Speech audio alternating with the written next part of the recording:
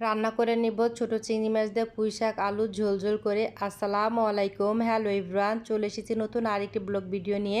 এখানে আমি পুঁই শাক রান্না করে নিব। এখানে আমি এক আটি পুঁই শাক নিয়ে নিয়েছি, আর নিয়ে নিয়েছি ছোট একটি আলু, আর নিয়ে নিয়েছি ছোট চিংড়ি মাছ। কে কে পুঁই শাক আলু চিংড়ি মাছ দিয়ে রান্না করে নেন, আর আমার ভিডিওটা কে কোথা থেকে দেখছেন অবশ্যই কমেন্টস করে জানাবেন।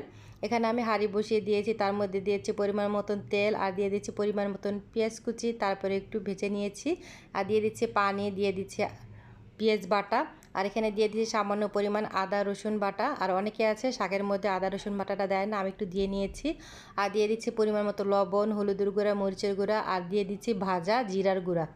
তারপর মশলাটাকে একটু ভালো করে কষিয়ে নিব। আর মশলা যত বেশি কষানো হবে রান্না কিন্তু ততই বেশি মজা হবে। আর সুন্দর তেল ভেসে উঠেছে, আর এখন আমি দিয়ে দিচ্ছি চিংড়ি মাছ। আর চিংড়ি মাছটা দেওয়ার পর আমি 2-3 মিনিটের মতো একটু কষিয়ে নিব মশলার সাথে। আর 2-3 মিনিট হয়ে গিয়েছে, এখন আমি দিয়ে দিচ্ছি শাক আর আলু। তারপর এটি ঢাকনাতে ঢেকে দিব 4-5 মিনিটের মতন। আর 4-5 মিনিট কিন্তু হয়ে গিয়েছে, ঢাকনাটা আমি নামিয়ে নিচ্ছি। পুঁই শাক থেকে পানি উঠেছে। আর সবাই আমাকে এত সাপোর্ট করছেন, সবাইকে অসংখ্য ধন্যবাদ। এভাবে আমাকে সাপোর্ট করে যাবেন।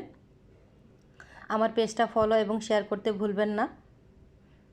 যেহেতু পুঁই শাকের ডাঁটাটা এখন একটু শক্ত আছে, আমি আরেকবার একটু ঢেকে দিব 2-3 মিনিটের মতন। আর 2-3 মিনিট হয়ে গিয়েছে, ঢাকনাটা আমি নামিয়ে নিচ্ছি। আর এখন আমি দিয়ে দিচ্ছি অল্প পরিমাণের মতন পানি, যেহেতু একটু মাখা মাখা করে আমি ঝোলটা রাখবো, এই কারণে দিয়ে দিচ্ছি অল্প পরিমাণের মতন পানি। পানিটা দেওয়ার পর আমি একটু নেড়ে নিচ্ছি।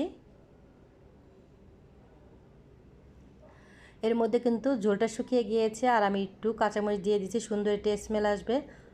আর রান্নাটা হয়ে গিয়েছে, চুলাটা অফ করে দিচ্ছি। সবাই ভালো থাকবেন, আল্লাহ হাফেজ।